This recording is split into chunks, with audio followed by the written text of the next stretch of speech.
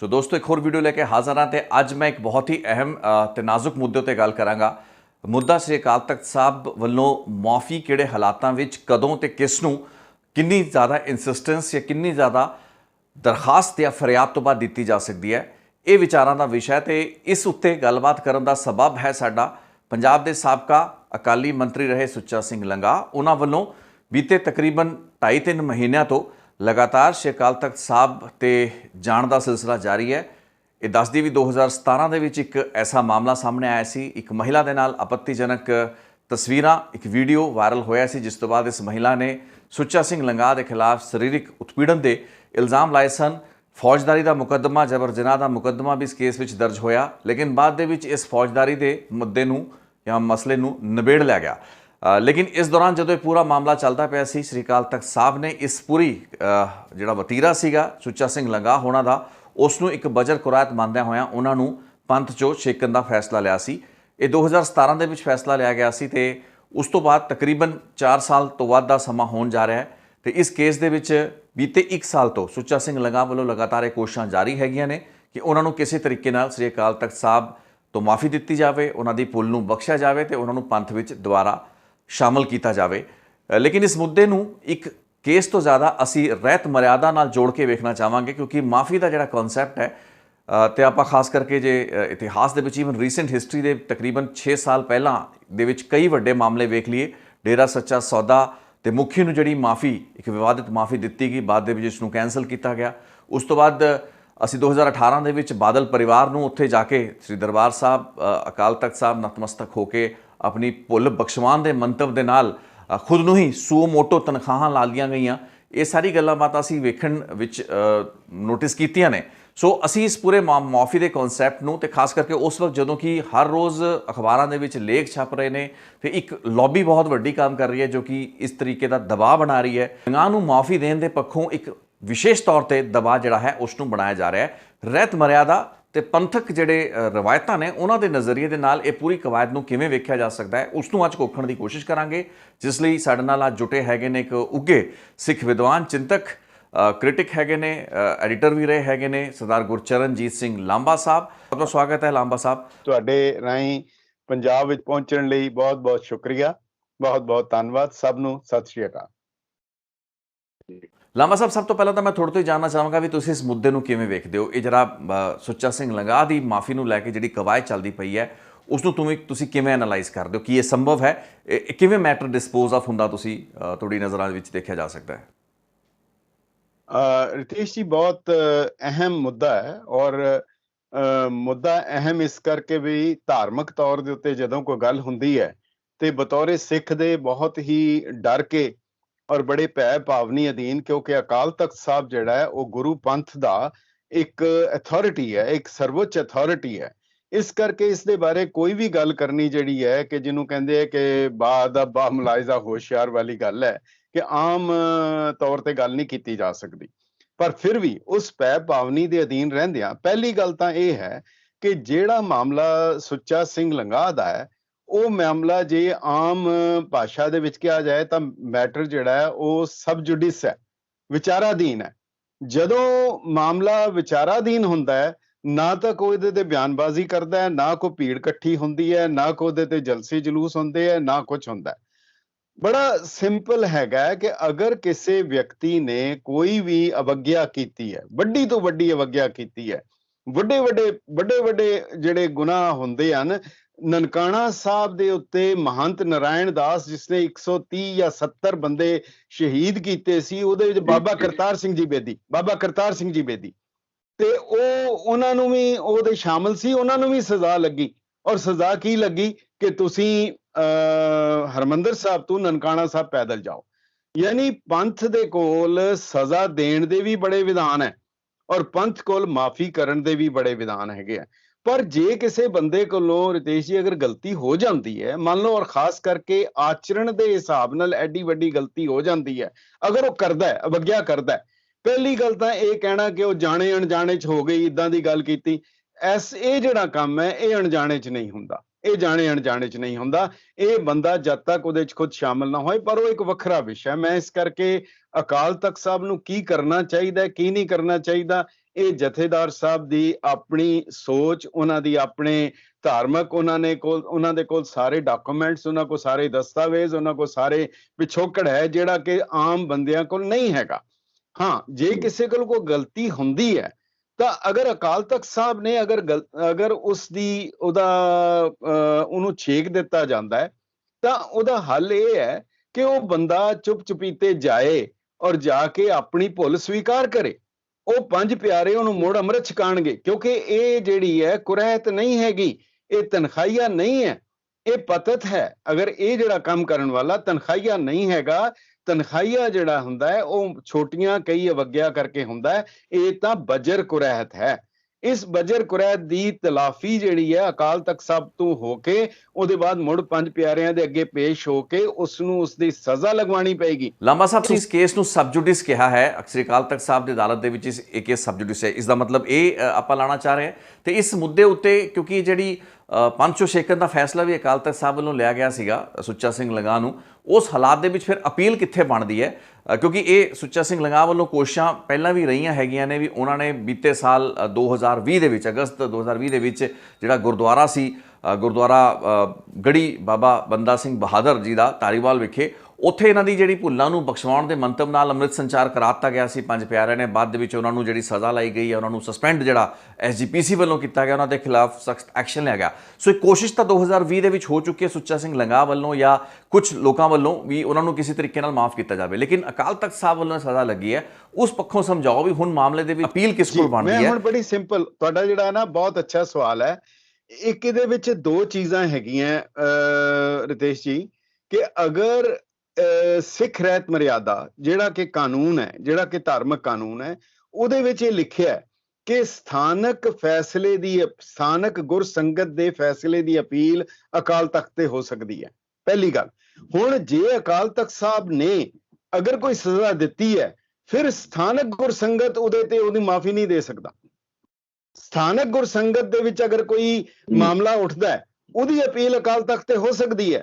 ਜਿਵੇਂ ਮੰਨ ਲਓ ਇੱਕ ਦੁਨਿਆਵੀ ਤੌਰ ਤੇ, ਹਾਲਾਂਕਿ ਮੁਕਾਬਲਾ ਨਹੀਂ ਹੈ, ਅਗਰ ਸੁਪਰੀਮ ਕੋਰਟ ਕਿਸੇ ਨੂੰ ਕੋਈ ਸਜ਼ਾ ਦੇ ਦਿੰਦੀ ਹੈ ਤੇ ਸਬ ਜੱਜ ਜਿਹੜਾ ਹੈ, ਕੋਈ ਮੈਜਿਸਟ੍ਰੇਟ ਉਹਨੂੰ ਮਾਫੀ ਨਹੀਂ ਦੇ ਸਕਦਾ। ਸਿਮਿਲਰਲੀ ਅਗਰ ਅਕਾਲ ਤਖਤ ਸਾਹਿਬ ਨੇ ਉਸ ਨੂੰ ਕਹਿਤਾ ਤੂੰ ਪੰਥ ਚੋਂ ਖਾਰਜ ਹੈ, ਤੇਰੇ ਤੇ ਸਜ਼ਾ ਲੱਗ ਗਈ, ਹੁਣ ਉਸ ਦਾ ਇੱਕੋ ਇੱਕ ਹੱਲ ਹੈ ਕਿ ਉਸੇ ਕੋਰਟ ਦੇ ਅੱਗੇ ਆ ਕੇ ਉਹ ਰਿਵਿਊ ਲਈ, ਰਿਵੀਜ਼ਨ ਲਈ ਅਪੀਲ ਕਰ ਸਕਦਾ ਹੈ। ਸੋ ਇਹ ਮਾਮਲਾ ਤੇ ਉਹ ਗੱਲ ਖਤਮ ਹੋ ਜਾਂਦੀ ਹੈ ਕਿ ਕੀ ਮਤਲਬ ਹਰ ਜਗ੍ਹਾ ਦੇ ਪੰਜ ਪਿਆਰੇ ਕਰ ਸਕਦੇ ਆ ਕਿ ਨਹੀਂ ਕਰ ਸਕਦੇ। ਅਗਰ ਅਕਾਲ ਤਖਤ ਹਾਂ, ਕਿਸੇ ਨੇ ਅਗਰ ਪੰਜ ਪਿਆਰਿਆਂ ਨੇ ਕਿਧਰੇ ਕੋਈ ਅਗਰ ਮਰਿਆਦਾ ਦੇ ਮੂਜਬ ਨਹੀਂ ਹੈ, ਅਗਰ ਕਿਸੇ ਨੂੰ ਲੱਗਦਾ ਹੈ, ਉਹ ਅਕਾਲ ਤਖਤ ਸਾਹਿਬ ਤੇ ਆ ਸਕਦਾ ਹੈ ਕਿ ਮੈਨੂੰ ਫਲਾਣੀ ਥਾਂ ਤੋਂ ਇਹ ਕਿਹਾ ਗਿਆ, ਉਹਦਾ ਤੁਸੀਂ ਮੈਨੂੰ ਦੱਸੋ ਕੀ ਹੈ, ਉਹ ਕਰ ਸਕਦਾ ਹੈ। ਪਰ ਵਾਈਸੇ ਵਰਸਾ ਨਹੀਂ ਹੈ, ਰਿਵਰਸ ਨਹੀਂ ਹੈ ਕਿ ਅਕਾਲ ਤਖਤ ਨੇ ਫੈਸਲਾ ਦੇ ਦਿੱਤਾ ਤੇ ਉਹ ਸਥਾਨਕ ਗੁਰਸੰਗਤ ਕੋਲ ਚਲਾ ਜਾਏ। ਸੋ ਇਹ ਗੱਲ ਜਿਹੜੀ ਹੈ ਦੋਨੋਂ ਪਾਸੇ ਨਹੀਂ ਹੈ, ਉਹ ਮਾਮਲਾ ਖਤਮ ਹੋ ਚੁੱਕਾ ਹੈ।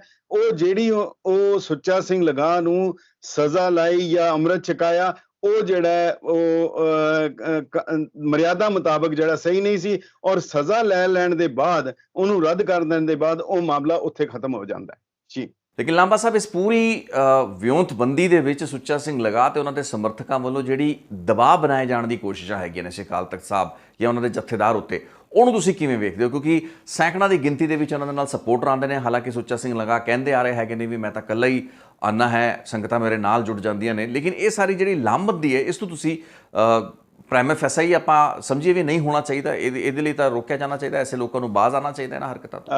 ਬਹੁਤ ਸਪਸ਼ਟ ਹੈਗਾ ਕਿ ਇਸ ਦਾ ਜੋ ਵੀ ਫੈਸਲਾ ਕਰਨਾ ਹੈ ਅਕਾਲ ਤਖਤ ਸਾਹਿਬ ਨੇ ਕਰਨਾ ਹੈ, ਕਿਸੇ ਹੋਰ ਨੇ ਨਹੀਂ ਕਰਨਾ, ਪਹਿਲਾ ਮੁੱਦਾ। ਦੂਜਾ ਮੁੱਦਾ, ਤੁਸੀਂ ਇਹ ਕਹਿ ਰਹੇ ਹੋ ਕਿ ਉਹ ਦਬਾਅ ਪਾਉਣ ਦੀ ਕੋਸ਼ਿਸ਼ ਕੀਤੀ ਜਾ ਰਹੀ ਹੈ। ਅਸਲ ਵਿੱਚ ਜਦੋਂ ਵੀ ਕੋਈ ਇਸ ਤਰ੍ਹਾਂ ਦਾ ਮੁੱਦਾ ਉੱਠਦਾ ਹੈ, ਖਾਸ ਕਰਕੇ ਰਾਜਨੀਤਿਕ ਵਿਅਕਤੀਆਂ ਦਾ, ਸਾਡੀ ਬਦਕਿਸਮਤੀ ਇਹ ਹੈ ਜਿਹੜੀ ਮੈਂ ਸ਼ੁਰੂ 'ਚ ਗੱਲ ਕੀਤੀ ਸੀ ਕਿ ਅਗਰ ਕਿਸੇ ਕੋਲੋਂ ਅਵੱਗਿਆ ਹੁੰਦੀ ਹੈ, ਉਹ ਨਿਮਾਣੇ ਸਿੱਖ ਦੀ ਤਰ੍ਹਾਂ ਕੱਲਾ ਜਾਂਦਾ ਹੈ ਔਰ ਉੱਥੇ ਪੇਸ਼ ਹੋ ਜਾਂਦਾ, ਸਜ਼ਾ ਲਵਾ ਲੈਂਦਾ, ਉਹਨੂੰ ਕੋਈ ਦਿੱਕਤ ਨਹੀਂ, ਕੋਈ ਮਨਾ ਨਹੀਂ ਕਰੇਗਾ। ਅਗਰ ਉਹ ਪੰਜ ਪਿਆਰੇ ਅੰਮ੍ਰਿਤ ਛਕਾ ਰਹੇ ਆ, ਅਕਾਲ ਤਖਤ ਸਾਹਿਬ ਤੇ ਪੇਸ਼ ਹੁੰਦਾ ਹੈ, ਮੇਰੇ ਕੋਲੋਂ ਵੱਡੀ ਤੋਂ ਵੱਡੀ ਭੁੱਲ ਹੋਈ, ਮੈਂ ਬਾਬਾ ਕਰਤਾਰ ਸਿੰਘ ਬੇਦੀ ਦਾ ਹਵਾਲਾ ਦਿੱਤਾ, ਉਹ ਜਿਹੜੇ ਹੈ ਉਸ ਦੀ ਗੱਲ ਸੁਣ ਕੇ ਉਹਨੂੰ ਸਜ਼ਾ ਲਗਾਉਣਗੇ। ਇਹ ਗੱਲ ਇਹ ਬਿਲਕੁਲ ਸਪਸ਼ਟ ਹੈ। ਪਰ ਹੋਇਆ ਇਹ ਹੈ ਕਿ ਪਿਛਲੇ ਕੁਝ ਸਮੇਂ ਤੋਂ ਰਾਜਨੀਤਿਕ ਬੰਦੇ, ਖਾਸ ਕਰਕੇ ਆਮ ਬੰਦਿਆਂ ਤੋਂ ਕੋਈ ਨਹੀਂ, ਇਹ ਜਿਹੜਾ ਮਾਮਲਾ ਹੈ ਕਿ ਖਾਸ ਕਰਕੇ ਜਿਹੜੇ ਅਸਰ ਰਸੂਖ ਵਾਲੇ ਰਾਜਨੀਤਿਕ ਬੰਦੇ ਜਾਂ ਧਾਰਮਿਕ ਬੰਦੇ ਉਹ ਜਦੋਂ ਵੀ ਆਉਂਦੇ ਹੈ ਕੋਈ ਗਲਤੀ ਕਰਦੇ ਆ, ਗਲਤੀ ਨੂੰ ਮੰਨਣ ਦੀ ਬਜਾਏ ਆਪਣੀ ਧੌਂਸ ਜਾਂ ਰੋਹਬ ਦਿਖਾਉਣ ਲਈ ਉਹ ਭੀੜ ਇਕੱਠੀ ਕਰਕੇ ਲੈ ਜਾਂਦੇ ਆ। ਬਹੁਤ ਇੰਪੋਰਟੈਂਟ ਤੁਸੀਂ ਇੱਥੇ ਪੁਆਇੰਟ ਨੂੰ ਟੱਚ ਕੀਤਾ, ਰਾਜਨੀਤਿਕ ਰਸੂਖ ਦੀ ਗੱਲ ਕੀਤੀ ਸੀ। ਮੈਂ ਇੱਥੇ ਤੁਹਾਨੂੰ ਥੋੜਾ ਜਿਹਾ ਰੋਕਣਾ ਵੀ ਚਾਹ ਰਿਹਾ ਵਿੱਚ। ਰਾਜਨੀਤਿਕ ਰਸੂਖ ਜਿਹੜਾ ਹੈ ਤੁਸੀਂ ਸ਼ਬਦ ਵਰਤਿਆ ਹੈ, ਕੀ ਇਸ ਦਾ ਭਾਅ ਅਸੀਂ ਉਹ ਲੀਡਰਾਂ ਤੋਂ ਲਗਾਈਏ ਜੋ ਕਿ ਖੁਦ ਹੀ ਸ੍ਰੀ ਅਕਾਲ ਤਖਤ ਸਾਹਿਬ ਪਹੁੰਚ ਜਾਂਦੇ ਹੈਗੇ ਨੇ ਜਾਂ ਦਰਬਾਰ ਸਾਹਿਬ ਪਹੁੰਚ ਜਾਂਦੇ ਹੈਗੇ ਨੇ, ਕੁਝ ਐਸੀਆਂ ਨੋਸ਼ਨਲ ਭੁੱਲਾਂ ਨੂੰ ਲੈ ਕੇ ਜੋ ਕਿ ਉਹ ਦੱਸਦੇ ਨਹੀਂ, ਉਸ ਦਾ ਵੇਰਵਾ ਨਹੀਂ ਦਿੱਤਾ ਜਾਂਦਾ ਵੀ ਕਿਹੜੀਆਂ ਭੁੱਲਾਂ ਨੂੰ ਬਖਸ਼ਵਾਉਣ ਲਈ ਉਹ ਸ੍ਰੀ ਦਰਬਾਰ ਸਾਹਿਬ ਨਤਮਸਤਕ ਹੋਏ, ਪੇਸ਼ ਹੋਏ, ਖੁਦ ਨੂੰ ਤਨਖਾਹਾਂ ਲਗਾਈਆਂ। ਮੈਂ ਬਾਦਲ ਪਰਿਵਾਰ ਦੀ ਗੱਲ ਕਰ ਰਿਹਾ, ਤੁਹਾਨੂੰ ਯਾਦ ਹੋਏਗਾ 2018 ਦੇ ਵਿੱਚ ਜਦੋਂ ਬੇਅਦਬੀਆਂ ਦੇ ਮੁੱਦੇ ਉੱਤੇ ਵਿਧਾਨ ਸਭਾ ਦੇ ਵਿੱਚ ਬਹੁਤ ਹੰਗਾਮਾ ਹੋਇਆ, ਉਸ ਤੋਂ ਬਾਅਦ ਬਾਦਲ ਪਰਿਵਾਰ ਸਮੁੱਚੇ ਤੌਰ ਤੇ ਪਹੁੰਚ ਗਿਆ ਸੀ ਤੇ ਉਹਨਾਂ ਨੇ ਆਪਣੀਆਂ ਭੁੱਲਾਂ ਨੂੰ ਬਖਸ਼ਵਾਉਣ ਦੇ ਮੰਤਵ ਦੇ ਨਾਲ ਖੁਦ ਨੂੰ ਤਨਖਾਹਾਂ ਲਗਵਾਈਆਂ। ਹਾਲਾਂਕਿ ਇਹ ਉਹਨਾਂ ਨੇ ਕਦੇ ਕਲੀਅਰ ਨਹੀਂ ਕੀਤਾ ਵੀ ਕਿਹੜੀਆਂ ਭੁੱਲਾਂ ਦੀ ਗੱਲ ਕਰ ਰਹੇ, ਲੇਕਿਨ ਇਹਦਾ ਇਸ਼ਾਰਾ ਇਹ ਸੀ ਕਿਤੇ ਨਾ ਕਿਤੇ ਕੋਈ ਐਸੀਆਂ ਕਮੀਆਂ ਖਾਮੀਆਂ ਰਹਿ ਗਈਆਂ ਜਾਂ ਭੁੱਲਾਂ ਹੋਈਆਂ। ਸੋ ਇਸ ਤਰੀਕੇ ਦੇ ਤੁਸੀਂ ਰਾਜਨੇਤਾਵਾਂ ਵੱਲ ਇਸ਼ਾਰਾ ਕਰ ਰਹੇ ਹੋ ਜਾਂ ਪੋਲੀਟੀਕਲ ਲੀਡਰਸ ਵੱਲ ਇਸ਼ਾਰਾ ਕਰ ਰਹੇ ਹੋ ਜਿਨ੍ਹਾਂ ਨੇ ਕਿ ਇਹ ਰਵਾਇਤਾਂ ਜਿਹੜੀਆਂ ਹੈਗੀਆਂ ਨੇ ਨਵੀਆਂ ਰਵਾਇਤਾਂ ਪਾਤੀਆਂ ਨੇ। ਹਾਂਜੀ, ਨਹੀਂ ਤੁਸੀਂ ਜਿਹੜੀ ਗੱਲ ਕਹਿ ਰਹੇ ਹੋ, ਮੈਂ ਕਿਸੇ ਵੱਲ ਨਾ ਕੋਈ ਇਸ਼ਾਰਾ ਕਰਾਂਗਾ ਤੇ ਨਾ ਹੀ ਕੋਈ ਕਰਨਾ ਹੈ। ਉਹ ਬੰਦੇ ਖੁਦ ਹੀ ਜਿਹੜੇ ਸਾਈਨ ਬੋਰਡ ਇੰਨੇ ਵੱਡੇ ਵੱਡੇ ਖੜੇ ਹੈ ਕਿ ਉਹ ਦੂਰੋਂ ਨਜ਼ਰ ਆਉਂਦੇ ਪਏ ਹੈ, ਕਿਸੇ ਨੂੰ ਦੱਸਣ ਦੀ ਵੀ ਲੋੜ ਨਹੀਂ ਕੀ ਹੋ ਰਿਹਾ। ਬਾਕੀ ਤੁਸੀਂ ਜਿਹੜੀ ਗੱਲ ਕੀਤੀ ਹੈ ਕਿ ਕੁਝ ਬੰਦੇ ਜਾ ਕੇ ਆਪ ਹੀ ਪੇਸ਼ ਹੋ ਜਾਂਦੇ, ਆਪੇ ਮਾਫੀ ਸਜ਼ਾ ਲਵਾਉਂਦੇ ਆ, ਆਪੇ ਮਾਫੀ ਮੰਗ ਲੈਂਦੇ। ਮੈਨੂੰ ਇਹ ਗੱਲ ਯਾਦ ਆਉਂਦੀ ਹੈ ਕਿ ਪਿਤਾ ਜੀ ਗੱਲ ਸੁਣਾਉਂਦੇ ਹੁੰਦੇ ਸੀਗੇ, ਕਹਿੰਦੇ ਕੋਈ ਲੜਕਾ ਸੀ ਤੇ ਮੁੰਡਾ ਉਹ ਜਾ ਕੇ ਕਿਸੇ ਖੇਤ ਦੇ ਵਿੱਚ ਜਾ ਕੇ, ਖਖੜੀਆਂ ਦਾ ਖੇਤ ਸੀ, ਉਹ ਖੜਾ ਹੋ ਜਾਂਦਾ ਸੀ, ਦੇਖਦਾ ਚਾਰੇ ਪਾਸੇ ਕੋਈ ਨਹੀਂ ਹੈਗਾ ਤੇ ਉਹ ਕਹਿੰਦਾ ਸੀ ਇੱਕ ਦੋ ਖਖੜੀ ਤੋੜ ਲਓ ਜੀ, ਆਪੇ ਹੀ ਕਹਿੰਦਾ ਸੀ ਤੋੜ ਲਓ ਤੋੜ ਲਓ ਤੋੜ ਲਓ ਜੀ। ਇਹ ਰੋਜ਼ ਦਾ ਉਹਦਾ ਬਣ ਗਿਆ। ਇੱਕ ਦਿਨ ਕਹਿੰਦਾ ਫਿਰ ਉਹਨੇ ਜੱਟ ਨੇ ਫੜ ਲਿਆ, ਫੜ ਕੇ ਫਿਰ ਉਹ ਉਸੇ ਨਹਿਰ ਤੇ ਲੈ ਗਿਆ ਜਿੱਥੇ ਬਹਿ ਕੇ ਉਹ ਖਖੜੀਆਂ ਖਾਂਦਾ ਸੀ ਤੇ ਉਹਨੇ ਦੀ ਗਿੱਚੀ ਫੜ ਕੇ ਕਹਿੰਦਾ ਇੱਕ ਦੋ ਗੋਤੇ ਦੇ ਲੂ ਜੀ, ਆਪੇ ਕਹਿੰਦਾ ਦੇ ਲੋ ਦੇ ਲੋ ਦੇ ਲੋ ਜੀ। ਹੁਣ ਉਹਨੇ ਗੋਤੇ ਦਿੱਤੇ, ਉਹਦੇ ਬਾਅਦ ਮੁੜ ਨਹੀਂ ਆਇਆ। ਸਵਾਲ ਹੈ ਕਿ ਆਪਣੇ ਲਈ ਅਰਦਾਸ ਕਰਨੀ ਕੋਈ ਵੀ ਕਰ ਸਕਦਾ ਹੈ। ਇਹਦੇ ਤੇ ਬੜਾ ਸੋਹਣਾ ਇੱਕ ਲਫ਼ਜ਼ ਹੈਗਾ ਇਸਲਾਮ ਦੇ ਵਿੱਚ, ਬੜਾ ਪਿਆਰਾ ਲਫ਼ਜ਼ ਹੈ, ਅਸਤਗਫਿਰੁੱਲਾ। ਆਮ ਵਰਤਿਆ ਜਾਂਦਾ ਹੈ ਕਿ ਹੇ ਪਰਮਾਤਮਾ ਰੱਬ ਮੇਰੇ ਕੀਤੇ ਗੁਨਾਹ ਮਾਫ ਕਰ ਦੇ, ਇਹ ਕਰਦਾ। ਪਰ ਜਦੋਂ ਫਿਰ ਉਹੀ ਰਾਜਨੀਤਿਕ ਵਿਅਕਤੀ ਜਾ ਕੇ ਉੱਥੇ ਅਕਾਲ ਤਖਤ ਸਾਹਿਬ ਤੇ ਔਰ ਫਿਰ ਡਿਕਲੇਅਰ ਕਰਦੇ ਕਿ ਮੈਂ ਤੇ ਮਾਫੀ ਮੰਗ ਲਈ ਜੀ, ਮੈਂ ਬਰੀ ਹੋ ਗਿਆ, ਇਹ ਜਿਹੜੀ ਹੈ ਇਹ ਬਿਲਕੁਲ ਪ੍ਰਵਾਨ ਨਹੀਂ ਹੈ। ਮਰਿਆਦਾ ਵਿੱਚ ਕਿਧਰੇ ਇਸ ਤਰ੍ਹਾਂ ਦਾ ਕੋਈ ਵਿਧਾਨ ਨਹੀਂ ਹੈ। ਮੈਂ ਫਿਰ ਦੁਬਾਰਾ ਕਹਿ ਦਿਆਂ ਕਿ ਜਦੋਂ ਅਗਰ ਕਿਸੇ ਨੇ ਜਾਣਾ, ਜਦੋਂ ਭੀੜ ਇਕੱਠੀ ਕਰਕੇ ਜਾਂਦਾ ਹੈ, ਇਹਦਾ ਮਤਲਬ ਹੈ ਉਹ ਦਬਾਅ ਪਾਉਣ ਦੀ ਕੋਸ਼ਿਸ਼ ਕਰਦਾ। ਔਰ ਦੂਜੀ ਗੱਲ, ਕੀ ਦਬਾਅ ਪੈਂਦਾ? ਬਿਲਕੁਲ ਪੈਂਦਾ, ਬਿਲਕੁਲ ਪੈਂਦਾ ਹੈਗਾ। ਮੈਂ ਬਹੁਤ ਸਪਸ਼ਟ ਹੈਗਾ ਕਿ ਦੇਖੋ ਆਖਰ ਇਨਸਾਨ ਹੈ, ਆਖਰ ਇਨਸਾਨ ਹੈ, ਵਾਤਾਵਰਣ ਵਿੱਚ ਰਹਿਣਾ ਹੈ। ਅਮਰੀਕਾ ਦਾ ਵਿਧਾਨ ਹੈ ਕਿ ਇੱਥੋਂ ਦੇ ਜੱਜ ਨੂੰ, ਸੁਪਰੀਮ ਕੋਰਟ ਦੇ ਜੱਜ ਨੂੰ ਪ੍ਰੈਜ਼ੀਡੈਂਟ ਅਪਾਇੰਟ ਕਰਦਾ, ਕਾਂਗਰਸ ਉਹਦੀ ਅਪਰੂਵਲ ਦਿੰਦੀ ਹੈ, ਸਭ ਕੁਝ ਹੁੰਦਾ। ਪਰ ਇੱਕ ਵਾਰੀ ਜਦੋਂ ਬਣ ਜਾਂਦਾ ਉਹ ਫॉर ਲਾਈਫ ਹੁੰਦਾ। ਕੋਈ ਕਾਂਗਰਸ ਜਾਂ ਪ੍ਰੈਜ਼ੀਡੈਂਟ ਜਾਂ ਕੋਈ ਵੀ ਉਹਨੂੰ ਕਿਸੇ ਕਿਸਮ ਦੀ ਹਿਦਾਇਤ ਨਹੀਂ ਦੇ ਸਕਦਾ। ਪਰ ਇਹ ਜਿਹੜੀ ਸੰਸਥਾ, ਉਹ ਸੰਸਥਾ ਹੈ, ਇਹ ਮਾਫੀ ਦੀ ਜਾਂ ਤਨਖਾਹ ਦੀ ਉਹ ਸੰਸਥਾ ਹੈ ਜਿਹੜੀ ਗੁਰੂ ਗੋਬਿੰਦ ਸਿੰਘ ਸਾਹਿਬ ਨੇ ਆਰੰਭੀ। ਮੈਂ ਸਿਰਫ ਹਵਾਲਾ ਜ਼ਰੂਰ ਦੇਣਾ ਚਾਹਾਂਗਾ, ਸਾਹਿਬ ਸ੍ਰੀ ਗੁਰੂ ਗੋਬਿੰਦ ਸਿੰਘ ਜੀ ਮਹਾਰਾਜ ਘੋੜੇ ਤੇ ਜਾ ਰਹੇ ਹਨ, ਪੰਜ ਪਿਆਰੇ ਨਾਲ ਹਨ, ਸਿੰਘ ਨਾਲ ਹੈਗੇ ਆ, ਔਰ ਉਧਰੋਂ ਦਾਦੂ ਦੀ ਕਬਰ ਹੈ। ਹਜ਼ੂਰ ਸੱਚੇ ਪਾਤਸ਼ਾਹ ਨੇ ਉਧਰ ਤੀਰ ਦੇ ਨਾਲ ਉਸ ਕਬਰ ਵੱਲ ਸਲਾਮ ਕੀਤਾ। ਹੁਣ ਜਦੋਂ ਸਲਾਮ ਕੀਤਾ, ਸਿੱਖਾਂ ਨੇ ਉਹਨਾਂ ਦੀ ਘੋੜੇ ਦੀ ਵਾਗ ਫੜ ਲਈ। ਜਦੋਂ ਵਾਗ ਫੜ ਲਈ, ਉਹਨਾਂ ਨੇ ਕਿਹਾ ਕਿ ਤੁਸੀਂ ਇਹ ਅਵੱਗਿਆ ਕੀਤੀ ਹੈ, ਤੁਸੀਂ ਖੁਦ ਕਿਹਾ ਕਿ ਗੌਰ ਮੜੀ ਮਠ ਭੂਲ ਨਾ ਮਾਨੇ, ਤੁਸੀਂ ਕਿੱਦਾਂ ਉੱਥੇ ਤੇ ਤੀਰ ਦੇ ਨਾਲ ਸਲਾਮ ਕੀਤਾ? ਹਜ਼ੂਰ ਨੇ ਕਿਹਾ ਮੈਂ ਕਬਰ ਨੂੰ ਨਹੀਂ ਸਲਾਮ ਕੀਤਾ, ਮੈਂ ਤਾਂ ਨਮਸਤੰਗ ਅਕਾਲੇ ਕਿਹਾ ਸੀ ਤੇ ਉਧਰ ਕਬਰ ਸੀ, ਮੈਂ ਨਹੀਂ ਦੇਖੀ। ਉਹ ਕਹਿਣ ਲੱਗੇ ਕਿ ਭਾਵੇਂ ਤੁਸੀਂ ਨਹੀਂ ਵੇਖੀ ਪਰ ਤੁਸੀਂ ਇਸ ਗੱਲ ਦੇ ਦੋਸ਼ੀ ਹੋ ਕਿ ਲੋਕਾਂ 'ਚ ਭੁਲੇਖਾ ਪਿਆ, ਸੰਗਤ ਵਿੱਚ ਭੁਲੇਖਾ ਪਏਗਾ, ਇਸ ਕਰਕੇ ਤੁਹਾਨੂੰ ਤਨਖਾਹ ਲੱਗੇਗੀ। ਹਜ਼ੂਰ ਨੇ ਤਨਖਾਹ ਲਵਾਈ। ਬਾਅਦ ਵਿੱਚ ਸਿੱਖਾਂ ਨੇ ਫਿਰ ਉਹਨਾਂ ਨੂੰ ਫੜ ਲਿਆ, ਕਹਿੰਦੇ ਜੀ ਕਿ ਤੁਸੀਂ ਕਿਹਾ ਸੀ ਕਿ ਭੁੱਲ ਗੁਰੂ ਕਰਤਾਰ, ਨਾ ਗੁਰੂ ਭੁੱਲ ਕਰਦਾ ਹੈ ਤੇ ਨਾ ਅਕਾਲ ਪੁਰਖ ਕਰਦਾ ਹੈ, ਤੁਸੀਂ ਗੁਰੂ ਨੇ ਕਿੱਦਾਂ ਭੁੱਲ ਕੀਤੀ? ਹਜ਼ੂਰ ਮੁਸਕਰਾ ਪਏ, ਕਹਿਣ ਲੱਗੇ ਨਾ ਤਾਂ ਉਹ ਗੁਰਬਾਣੀ ਗਲਤ ਹੈ ਤੇ ਨਾ ਹੀ ਮੈਂ ਉਹ ਗੱਲ ਕਹਿ ਰਿਹਾ, ਇਹ ਸਿਰਫ ਤੁਹਾਨੂੰ ਇੱਕ ਕੌਤਕ ਸੀਗਾ ਕਿ ਸਿੱਖਾਂ ਦੇ ਵਿੱਚ ਇਤਨੀ ਜੁਰਅਤ ਆ ਜਾਏ, ਇਹ ਸਪਸ਼ਟ ਕਰਨਾ ਸੀ ਕਿ ਗੁਰਮਤ ਜਿਹੜੀ ਹੈ ਗੁਰੂ ਤੋਂ ਉੱਤੇ ਹੈ। ਹੁਣ ਜਥੇਦਾਰ, ਪ੍ਰਧਾਨ, ਮੈਂਬਰ ਜਿੰਨੇ ਵੀ ਹੈਗੇ ਆ, ਜਿਹੜੇ ਵੱਡੇ ਵੱਡੇ ਅਹੁਦੇਦਾਰ ਹੈਗੇ ਆ, ਜੋ ਮਰਜ਼ੀ ਹੋਣ, ਇਹ ਸਮਝ ਲੈਣ ਇਹ ਮਰਿਆਦਾ ਦੇ ਅਧੀਨ ਹੈਗੇ ਆ। ਪਰ ਜੇ ਇਹ ਮਰਿਆਦਾ ਨੂੰ ਆਪਣੇ ਅਧੀਨ ਕਰਨੀ ਚਾਹਣਗੇ ਤਾਂ ਇਹ ਇਤਿਹਾਸ ਦੇ ਵਿੱਚ ਜਿਹੜਾ ਇਹੀ ਕਾਰਨ ਹੈਗਾ, ਬਹੁਤ ਸਪਸ਼ਟ ਹੈ ਕਿ ਦੇਖੋ ਕਿਤਨੇ ਫੈਸਲੇ ਹੋਏ ਹੈ ਔਰ ਕਿਉਂ ਉਹਨਾਂ ਦੇ ਉੱਤੇ ਤਨਕੀਦ ਕੀਤੀ ਜਾਂਦੀ ਹੈ, ਕਿਉਂ ਉਹਨਾਂ ਦੇ ਉੱਤੇ ਬਾਰ-ਬਾਰ ਹੁੰਦੀ ਹੈ, ਔਰ ਉਹ ਜਿਹੜਾ ਇਤਿਹਾਸ ਉਹਨਾਂ ਨੂੰ ਮਾਫ ਨਹੀਂ ਕਰੇਗਾ। ਸਪਸ਼ਟ ਹੈ ਸੌਦਾ ਸਾਧ ਨੂੰ ਕਰਨ ਦਾ, ਅੱਜ ਤੋਂ ਨਹੀਂ, ਪਿਛਲੇ 10 ਸਾਲ ਤੋਂ ਕੋਸ਼ਿਸ਼ ਹੋ ਰਹੀ। ਸਾਰੀਆਂ ਪਾਰਟੀਆਂ, ਸਾਰੇ ਧੜੇ, ਜਿੰਨੇ ਧੜੇ ਅਕਾਲੀਆਂ ਦੇ, ਜਿੰਨੇ ਰਾਜਨੀਤਿਕ ਪਾਰਟੀਆਂ, ਜਿੰਨੇ ਵੀ ਵਿਅਕਤੀ ਰਸੂਖ ਵਾਲੇ ਹੈ, ਸਾਰੇ ਹੀ ਲੱਗੇ ਹੋਏ ਆ ਕਿ ਇਹਨੂੰ ਮਾਫ ਕਰ ਦਿਓ, ਇਹਨੂੰ ਮਾਫ ਕਰ ਦਿਓ, ਇਹਨੂੰ, ਜਿਵੇਂ ਤੁਸੀਂ ਹੁਣ ਭੀੜ ਦੀ ਗੱਲ ਕਹਿ ਰਹੇ ਹੈਗੇ ਹੋ। ਦੇਖੋ ਜਿਹੜਾ ਜਥੇਦਾਰ ਹੈ ਨਾ ਰਿਤੇਸ਼ ਜੀ, ਬੜੀ ਸਿੰਪਲ, ਬਹੁਤ ਸਪਸ਼ਟ ਜੀ ਗੱਲ ਹੈਗੀ ਹੈ ਕਿ ਜਿਹੜਾ ਜਥੇਦਾਰ ਅਕਾਲ ਤਖਤ ਹੈ, ਮੈਂ ਇੱਕ ਬੜੀ ਸੋਚ ਸਮਝ ਕੇ ਇੱਕ ਲਫ਼ਜ਼ ਕਹਿ ਰਿਹਾ, ਉਹਦੀ ਉਮਰ ਬਹੁਤ ਛੋਟੀ ਹੁੰਦੀ ਹੈ, ਬੜੀ ਥੋੜੀ ਹੁੰਦੀ ਹੈ। ਮੈਂ ਦੁਨਿਆਵੀ ਉਮਰ ਦੀ ਗੱਲ ਨਹੀਂ ਕਰ ਰਿਹਾ, ਹਯਾਤੀ ਦੀ ਗੱਲ ਨਹੀਂ ਕਰ ਰਿਹਾ, ਸੰਸਾਰਕ ਉਮਰ ਦੀ ਨਹੀਂ ਕਰ ਰਿਹਾ, ਉਹਦੀ ਜਥੇਦਾਰੀ ਦੀ ਉਮਰ ਕਹਿ ਰਿਹਾ। ਉਹ ਭਾਵੇਂ ਚੰਗਾ ਕੰਮ ਕਰੇਗਾ, ਮੰਦਾ ਕਰੇਗਾ, ਉਹਨੂੰ ਹਟਾ ਦਿੱਤਾ ਜਾਏਗਾ। ਇਹ ਕੁਦਰਤੀ ਹੈ। ਚੰਗੇ ਕੰਮ ਦੀ ਉਮਰ ਵੀ ਬਹੁਤੀ ਨਹੀਂ ਹੁੰਦੀ ਹੈਗੀ। ਇਸ ਕਰਕੇ ਤੁਸੀਂ ਦੇਖੋ ਇਹ ਕਿਤਨੀ ਵੱਡੀ ਟ੍ਰੈਜੇਡੀ ਹੈ। ਅਕਾਲ ਤਖਤ ਸਾਹਿਬ ਦਾ ਹੁਕਮ, ਅਕਾਲ ਤਖਤ ਸਾਹਿਬ ਦਾ ਆਦੇਸ਼ ਇੱਕ ਐਸੀ ਸੰਸਥਾ ਹੈ ਜਿਹਦੇ ਤੋਂ ਆਮ ਬੰਦਾ ਨਹੀਂ, ਆਮ ਬੰਦੇ ਨੂੰ ਕੋਈ ਡਰ ਨਹੀਂ ਹੈ, ਆਮ ਸਧਾਰਨ ਸਿੱਖ ਨੂੰ ਕੋਈ ਡਰ ਨਹੀਂ ਹੈ। ਉਹ ਤਾਂ ਬਲਕਿ ਉਹਨੂੰ ਦੇਖਦਾ ਹੈ ਕਿ ਗੁਰੂ ਹਰਗੋਬਿੰਦ ਸਾਹਿਬ ਦਾ ਸਰੂਪ ਸਮਝ ਕੇ ਆਪਣੀਆਂ ਗਲਤੀਆਂ ਜਾ ਕੇ ਮਾਫੀ ਮੰਗਦਾ ਹੈ, ਉਹ ਲਿਲਕੜੀਆਂ ਲੈਂਦਾ, ਮੈਨੂੰ ਮਾਫ ਕਰ ਦਿਓ। ਮਗਰ ਜਿਹੜਾ ਡਰਦਾ ਕੌਣ ਹੈ ਇਸ ਤੋਂ? ਇਸ ਤੋਂ ਰਾਜਨੀਤਿਕ ਬੰਦੇ ਡਰਦੇ ਹੈ, ਇਸ ਤੋਂ ਪ੍ਰਬੰਧਕ ਡਰਦੇ ਹੈ, ਇਸ ਤੋਂ ਪੋਲੀਟੀਸ਼ੀਅਨ ਡਰਦੇ ਹੈ, ਇਸ ਤੋਂ ਸਰਕਾਰਾਂ ਡਰਦੀਆਂ।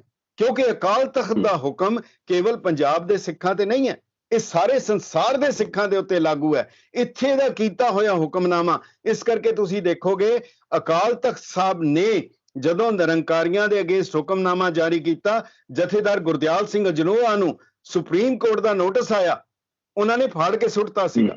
ਉਹਨਾਂ ਨੂੰ ਕਹਿੰਦੇ ਕਿ ਮੇਰੇ ਤੇ ਲਾਗੂ ਨਹੀਂ ਹੈਗਾ। ਯਾਦ ਕੀਤਾ ਜਾਂਦਾ ਹੈ ਜਥੇਦਾਰ ਗੁਰਦਿਆਲ ਸਿੰਘ ਅਜਨੋਆ, ਉਹ ਵੀ ਜਥੇਦਾਰ ਸਨ।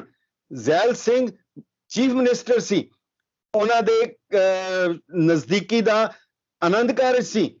ਸਿੰਘ ਸਾਹਿਬ ਨੇ ਨਾ ਕਰ ਦਿੱਤੀ ਕਿ ਅਕਾਲ ਤਖਤ ਦੇ ਉੱਤੇ ਕਿਸੇ ਪੱਤਰ ਤਨਖਾਹੀਏ ਦਾ ਆਨੰਦ ਕਾਰਜ ਨਹੀਂ ਹੋ ਸਕਦਾ।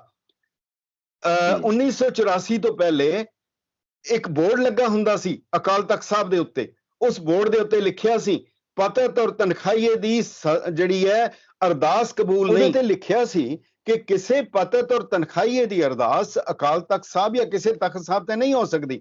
ਇਹ ਗੱਲ ਸਿੱਖ ਰਹਿਤ ਮਰਿਆਦਾ ਵਿੱਚ ਵੀ ਲਿਖੀ ਹੋਈ ਹੈ, ਉਹਦੇ ਵਿੱਚ ਵੀ ਲਿਖੀ ਹੈ। ਮਗਰ 1984 ਚ ਉਹ ਬੋਰਡ ਖਤਮ ਹੋ ਗਿਆ, ਅਕਾਲ ਤਖਤ ਸਾਹਿਬ ਵੀ ਸ਼ਹੀਦ ਹੋਇਆ, ਉਹ ਬੋਰਡ ਵੀ ਸ਼ਹੀਦ ਕਰ ਦਿੱਤਾ ਗਿਆ। ਔਰ ਉਸ ਦੇ ਬਾਅਦ ਉਹ ਬੋਰਡ ਕਾਫੀ ਸਿੰਘ ਸਾਹਿਬ ਆਏ, ਕਈ ਚਲੇ ਗਏ, ਉਹ ਮੁੜ ਬੋਰਡ ਨਹੀਂ ਲੱਗਾ, ਦਿੱਕਤ ਕਰਦਾ ਸੀ ਉਹ ਬੋਰਡ, ਬੜੀ ਤਕਲੀਫ ਦਿੰਦਾ ਸੀਗਾ। ਔਰ ਉਹਦੇ ਬਾਅਦ ਗਿਆਨੀ ਹਰਪ੍ਰੀਤ ਸਿੰਘ ਜੀ ਆਏ ਹੈ।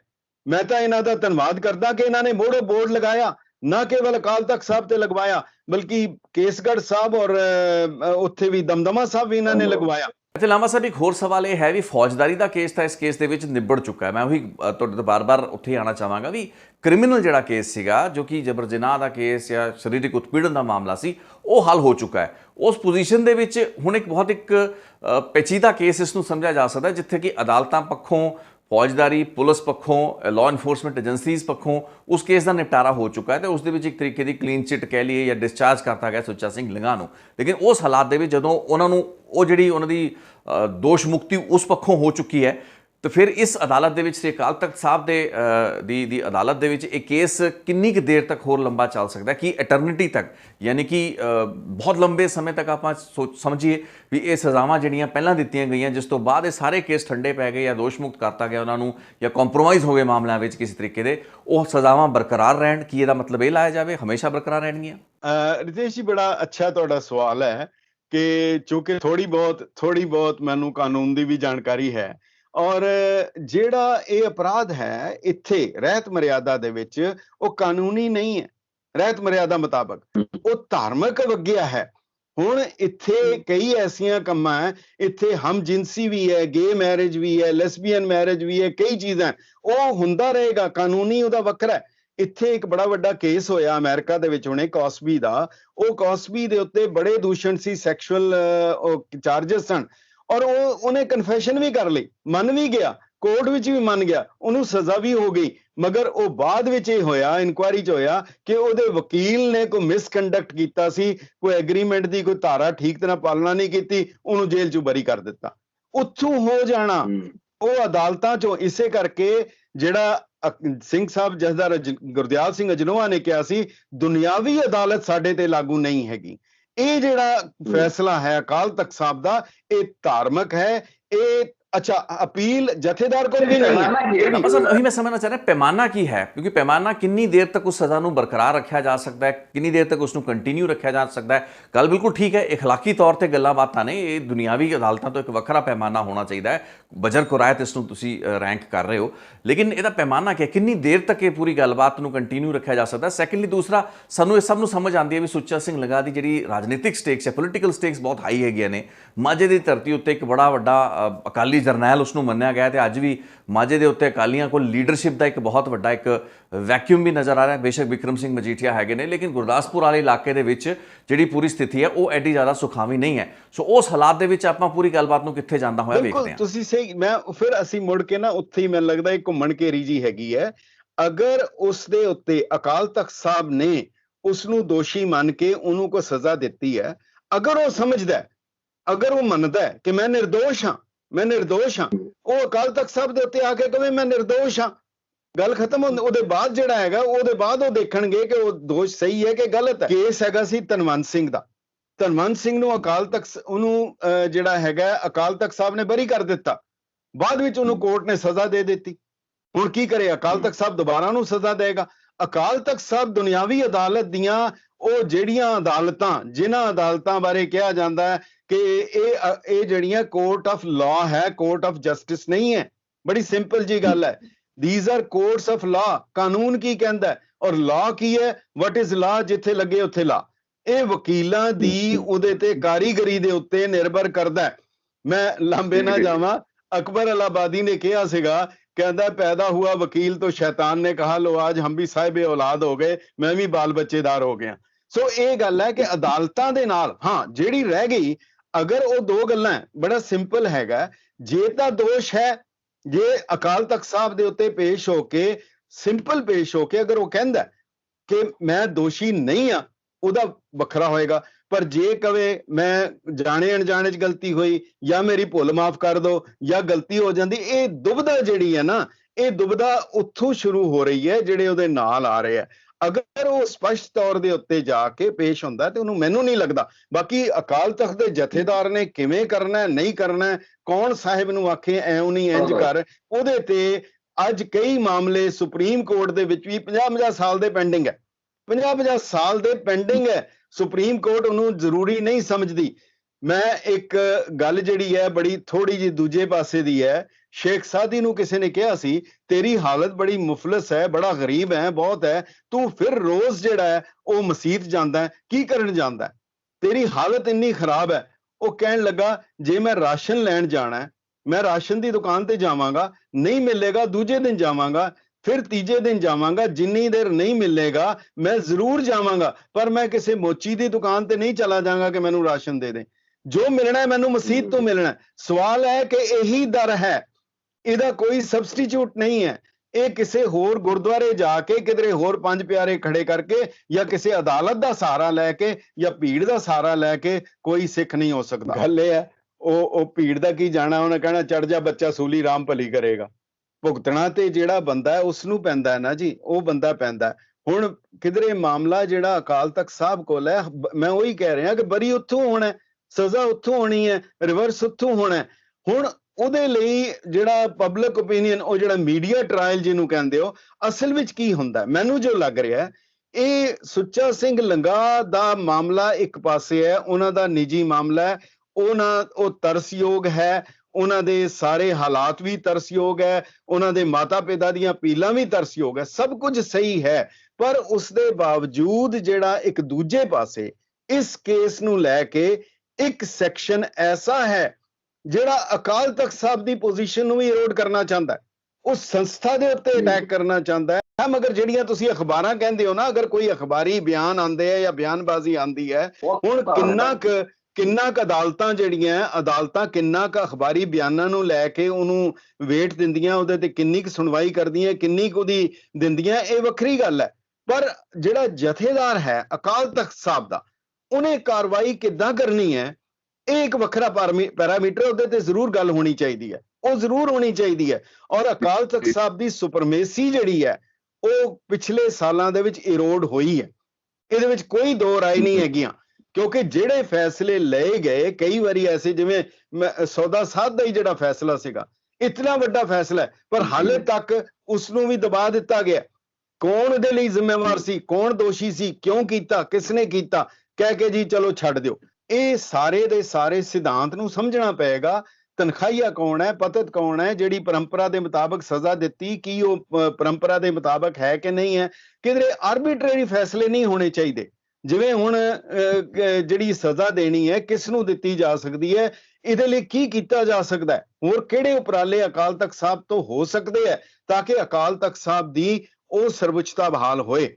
ਉਹ ਇਹ ਮੇਨ ਇਸ ਵੇਲੇ ਮੁੱਦਾ ਹੈ। ਔਰ ਇਹ ਇਸ ਕੇਸ ਦੇ ਨਾਲ ਉਹ ਫਿਰ ਉੱਭਰ ਕੇ ਆਇਆ। ਜਦੋਂ ਵੀ ਕਿਸੇ ਰਾਜਨੀਤਿਕ ਵਿਅਕਤੀ ਦਾ ਮੁੱਦਾ ਸਾਹਮਣੇ ਆਏਗਾ, ਜਦੋਂ ਵੀ ਰਾਜਨੀਤਿਕ ਬੰਦੇ ਦਾ ਮੁੱਦਾ ਆਏਗਾ, ਇਹ ਸਵਾਲ ਮੁੜ ਉੱਭਰਨਗੇ। ਆਮ ਮੇਰੇ ਵਰਗੇ ਦਾ ਕੋਈ ਫਰਕ ਨਹੀਂ ਪੈਂਦਾ, ਜਾ ਕੇ ਉੱਥੇ ਪੇਸ਼ ਹੋ ਜਾਣਾ, ਉਹਨੇ ਜਿੰਨੀ ਵਾਰ ਮਰਜ਼ੀ ਹੋ ਜਾਏ, ਉਹਨੂੰ ਕੋਈ ਫਰਕ ਨਹੀਂ ਪੈਂਦਾ। ਪਰ ਜਦੋਂ ਰਾਜਨੀਤਿਕ ਬੰਦਾ, ਇੱਕ ਗੱਲ ਸਮਝ ਲੈਣੀ, ਤੁਸੀਂ ਇਸ਼ਾਰਾ ਵੀ ਕੀਤਾ ਕਿ ਸ਼ਾਇਦ ਉਹ ਬੜਾ ਵੱਡਾ ਲੀਡਰ ਹੈ, ਸ਼ਾਇਦ ਚੋਣਾਂ ਹੈ, ਸ਼ਾਇਦ ਇਹ ਹੈ। ਰਾਜਨੀਤਿਕ ਬੰਦਾ, ਆਮ ਬੰਦੇ ਕੋਲੋਂ ਗਲਤੀ ਹੁੰਦੀ ਹੈ, ਉਹ ਨਤਮਸਤਕ ਹੋ ਜਾਂਦਾ, ਉਹ ਢਹਿ ਪੈਂਦਾ, ਉਹ ਗਿਰ ਜਾਂਦਾ। ਮਗਰ ਜਦੋਂ ਰਾਜਨੀਤਿਕ ਬੰਦਾ ਉਹ ਫਿਰ ਉਹ ਤੋਲਦਾ, ਉਹ ਵੇਟ ਕਰਦਾ, ਤਕੜੀ ਦੇ ਤਰਾਜ਼ੂਆਂ ਤੇ ਤੋਲਦਾ ਕਿ ਮੈਂ ਜਾਵਾਂ, ਇਹਦੇ 'ਚ ਕੀ ਨੁਕਸਾਨ ਹੈ ਤੇ ਕੀ ਨਹੀਂਗਾ। ਮੈਨੂੰ ਯਾਦ ਹੈ ਜਥੇਦਾਰ ਗੁਰਦਿਆਲ ਸਿੰਘ ਅਜਨੋਆ ਨੇ ਜਥੇਦਾਰ ਸੰਤੋਖ ਸਿੰਘ ਨੂੰ ਸਜ਼ਾ ਦਿੱਤੀ, ਤਨਖਾਹੀਆ ਕਰਾਰ ਦਿੱਤਾ। ਜਦੋਂ ਤਨਖਾਹੀਆ ਕਰਾਰ ਦਿੱਤਾ, ਉਹਨਾਂ ਨੂੰ ਪੇਸ਼ ਹੋਣ ਲਈ ਕਿਹਾ, ਉਹਨਾਂ ਨੇ ਨਾ ਕਰ ਦਿੱਤੀ, ਮੈਂ ਨਹੀਂ ਹੋਵਾਂਗਾ, ਮੇਰੀ ਜਾਨ ਨੂੰ ਖਤਰਾ ਹੈ।